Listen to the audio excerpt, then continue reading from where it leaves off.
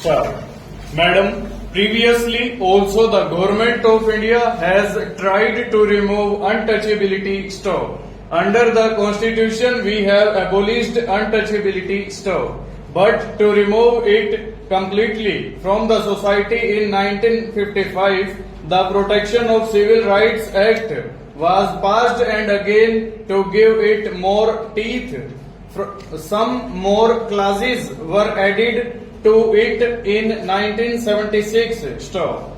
Now we find that that is not enough stove. This act was passed specifically for the removal of untouchability and against those who are practicing untouchability stove.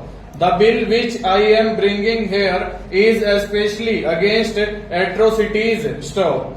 For the first time, we have defined atrocities in this bill stanza. We have said that the atrocities shall be punishable with imprisonment for a term which shall not be less than 6 months, but which may be extended to 5 years with fine stove. We know that most of the atrocities are because of land stove. They insist on their minimum wages, which they are denied stove.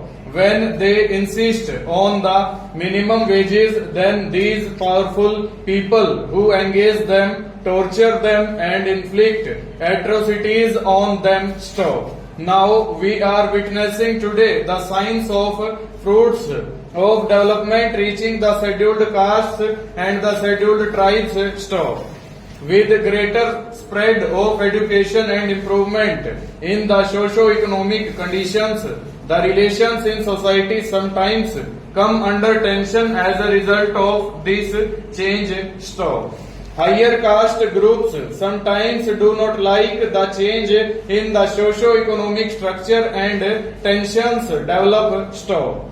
The demand for justice, for equality, for a humane living, for knowledge, for education and freedom leads in some cases to retaliation by groups who are not enlightened enough to recognize the healthy signs of growth stove. We can say that these are especially in the rural India and the Hindu society stove. In such a situation, atrocities or a variety of offences are committed on members of the scheduled castes and the scheduled tribes stanza. I have had occasion to tell this house regarding the recent trend, the increase of such offences against members of the scheduled castes and the scheduled tribes, because often the question is asked in the house stanza.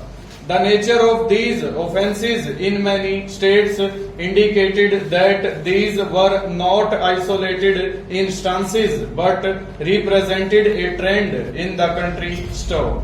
In cities, towns and the areas where the society was generally aware of the need to bring about such changes, the upward socio-economic mobility of the scheduled castes and the scheduled tribes was accepted and tensions did not arise stove. But in the countryside, in the rural India, tension exists still stove. But in certain rural areas, tradition is difficult to be dislodged and from state to state it differs over.